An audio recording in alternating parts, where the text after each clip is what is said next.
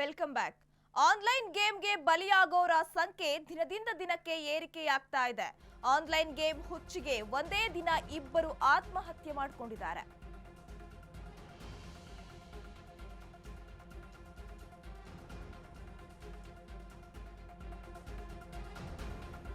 ದಿನದಿಂದ ದಿನಕ್ಕೆ ಹೆಚ್ಚಾಗ್ತಿರೋ online gaming ಹುಚ್ಚು ಇದೀಗ ಆನ್ಲೈನ್ ಜೂಜಿಗೆ ಬಿದ್ದು ಹಾಳಾಗ್ತಾ ಇದ್ದಾರೆ ಹುಷಾರ್. ಹಣ ಗಳಿಸೋ ಆತುರದಲ್ಲಿ ಸೋತು ಡಿಪ್ರೆಷನ್ ಆಗ್ತಾ ಇದ್ದಾರೆ. ಈಗ ನೋಡ್ತಾ ಇದ್ರೆ ಗೇಮ್ನಲ್ಲಿ ಸೋತು ಲಾಸ್ ಆದ್ರೂ ಕೂಡ ಮತ್ತೆ ಹಣವನ್ನ ಹಾಕಿ ಆಟವಾಡ್ತಾ ಇದ್ರು. ಆನ್ಲೈನ್ ಗೇಮ್ನಲ್ಲಿ ಸೋತು ಡಿಪ್ರೆಷನ್ ನಲ್ಲಿದ್ರು ಮಲ್ಲಿಕಾರ್ಜುನ್ ಅಂತ ಹೇಳಲಾಗ್ತಾ ಇದೆ. ಖಿನ್ನತೆಗೆ ಒಳಗಾಗಿ ಕೊನೆಗೆ ಪಿಜಿಯಲ್ಲಿ ನೇಣು ಬಿಗಿದುಕೊಂಡು ಸೂಸೈಡ್ ಮಾಡಿಕೊಂಡಿದ್ದಾರೆ ಎನ್ನುವ ವಿಚಾರ ಗೊತ್ತಾಗ್ತಾ ಇದೆ. ಆನ್ಲೈನ್ ಗೇಮ್ಗೆ ಬಲಿಯಾಗೋರ ಸಂಖ್ಯೆ ಈಗ ದಿನದಿಂದ ದಿನಕ್ಕೆ ಏರಿಕೆಯಾಗ್ತಾ ಇದೆ. ಆನ್ಲೈನ್ ಗೇಮ್ ಹುಚ್ಚಿಗೆ ಒಂದೇ ದಿನ ಇದೀಗ ಇಬ್ಬರು ಆತ್ಮಹತ್ಯೆ ಮಾಡಿಕೊಂಡಿರುವಂತದ್ದು. ಬೆಂಗಳೂರಿನ ಮಹದೇವಪುರ ಠಾಣಾ ವ್ಯಾಪ್ತಿಯಲ್ಲಿ ಈಗ ಸೂಸೈಡ್ ಮಾಡಿಕೊಂಡಿರುವಂತದ್ದು. 4 ವರ್ಷದಿಂದ ಗೇಮಿಂಗ್ ಹುಚ್ಚಿಗೆ ಬಿದ್ದಿದ್ದ ಮಲ್ಲಿಕಾರ್ಜುನ್ ಎನ್ನುವ ವಿಚಾರಗಳು ಗೊತ್ತಾಗ್ತಾ ಇದೆ. ಗೇಮ್ನಲ್ಲಿ ಸೋತು ಹಣ ಲಾಸ್ ಮಾಡಿಕೊಂಡ್ರು ಕೂಡ ಮತ್ತೆ ಹಣವನ್ನ ಹಾಕಿ ಆಟ ಆಡೋಕೆ ಶುರು ಮಾಡಿದ್ದಾನೆ. ಈಗ ನೋಡ್ತಾ ಇದ್ರೆ ಸೋತು ಲಾಸ್ ಆಗಿ ಖಿನ್ನತೆಗೆ ಒಳಗಾಗಿ ಆತ್ಮಹತ್ಯೆ ಮಾಡಿಕೊಂಡಿರುವಂತದ್ದು. ಡಿಪ್ರೆಷನ್ ನಲ್ಲಿದ್ರು ಮಲ್ಲಿಕಾರ್ಜುನ್ ಎನ್ನುವ ವಿಚಾರಗಳು ಕೂಡ ಗೊತ್ತಾಗ್ತಾ ಇದೆ. ಖಿನ್ನತೆಗೆ ಒಳಗಾಗಿ ಕೊನೆಗೆ ಪಿಜಿಯಲ್ಲೇ ನೇಣು ಬಿಗಿದುಕೊಂಡು ಸೂಸೈಡ್ ಮಾಡಿಕೊಂಡಿದ್ದಾರೆ ಎನ್ನುವ ವಿಚಾರಗಳು ಕೂಡ ಗೊತ್ತಾಗ್ತಾ ಇರುವಂತದ್ದು. ಈಗ ನೋಡ್ತಾ ಇದ್ರೆ ದಿನದಿಂದ ದಿನಕ್ಕೆ ಹೆಚ್ಚಾಗ್ತಿದೆ. ಕೆಲವರಿಗೆ ಆನ್ಲೈನ್ ಗೇಮಿಂಗ್ ಹುಚ್ಚಾಟ, ಆನ್ಲೈನ್ ನಲ್ಲಿ ಜೂಜಿಗೆ ಬಿದ್ದು ಹಾಳಾಗ್ತಾ ಇದ್ದಾರೆ. ಪೋಷಕರು ಕೂಡ ಸ್ವಲ್ಪ ಗಮನ ಹರಿಸಬೇಕಾದ ಒಂದು ಪರಿಸ್ಥಿತಿ ಎದುರಾಗ್ತಾ ಇರುವಂತದ್ದು. ನಿಮ್ಮ ಕುಟುಂಬದ ಕೆಲ ಸದಸ್ಯರು, ಫ್ರೆಂಡ್ಸ್, ಪರಿಚಯಸ್ಥರೇ ಆನ್ಲೈನ್ ಗೇಮಿಂಗ್ ದಾಸರಾಗ್ತಾ ಇರುವಂತದ್ದು ನಿಜಕ್ಕೂ ಕೂಡ ಒಂದು ಬೇಸರದ ಸಂಗತಿ ಅಂತ ಹೇಳ್ಬೋದು. ಆನ್ಲೈನ್ ಗೇಮಿಂಗ್ ನಲ್ಲಿ ಹೆಚ್ಚು ಹಣ ಗಳಿಸೋ ಆತುರದಲ್ಲಿ ಮತ್ತೆ ಸೋತು ಡಿಪ್ರೆಷನ್ ಆಗ್ತಾ ಇದ್ದಾರೆ.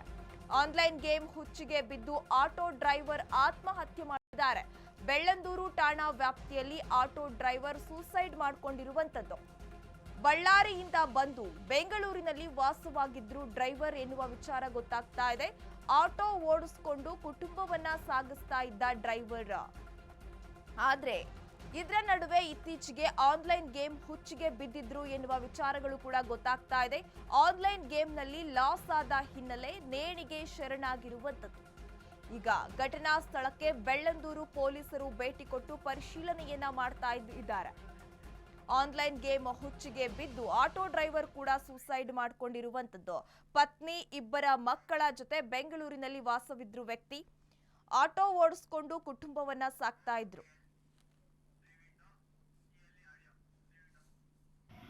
ಮಲ್ಲಿಕಾರ್ಜುನ್ ವಯಸ್ಸು 25, ಮೂಲ ಇವರು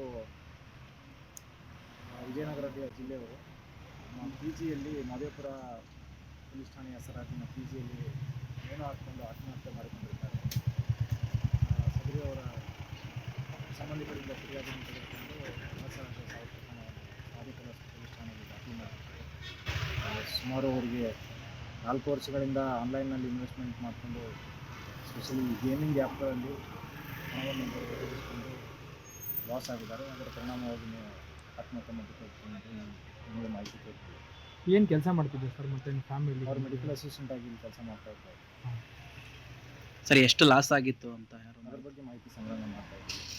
ತುಂಬ ಫೈನಾನ್ಷಿಯಲ್ ಲಾಸ್ ಇತ್ತು ಮಾಹಿತಿ. ಒಬ್ಬನೇ ಇದ್ನ ಸರ್, ಇಲ್ಲ ಯಾರ ಜೊತೆ ಫ್ರೆಂಡ್ಸು? ಆನ್ಲೈನ್ ಗೇಮಿಂಗ್ ನಲ್ಲಿ ಇದೀಗ ಹಣವನ್ನ ಕಳ್ಕೊಂಡು ಸೂಸೈಡ್ ಮಾಡ್ಕೊಂತ ಇರುವ ಪ್ರಕರಣಗಳು ಬೆಳಕಿಗೆ ಬರ್ತಾ ಇದೆ. ಇದರ ಕುರಿತು ಹೆಚ್ಚಿನ ಅಪ್ಡೇಟ್ಸ್ ಕೊಡಲು ನಮ್ಮ ಪ್ರತಿನಿಧಿ ಅಜಯ್ ದೂರವಾಣಿ ಸಂಪರ್ಕದಲ್ಲಿದ್ದಾರೆ. ಅಜಯ್, ಈಗ ನೋಡ್ತಾ ಇದ್ರೆ ಆನ್ಲೈನ್ ಗೇಮಿಗೆ ಹುಚ್ಚಿಗೆ ಬಿದ್ದು ಇಬ್ರು ಆತ್ಮಹತ್ಯೆ ಮಾಡ್ಕೊಂಡಿರುವಂತಹ ಪ್ರಸಂಗ ಎದುರಾಗಿದೆ. ಇದರ ಕುರಿತು ಹೆಚ್ಚಿನ ಡೀಟೇಲ್ಸ್ ಕೊಡೋದಾದ್ರೆ?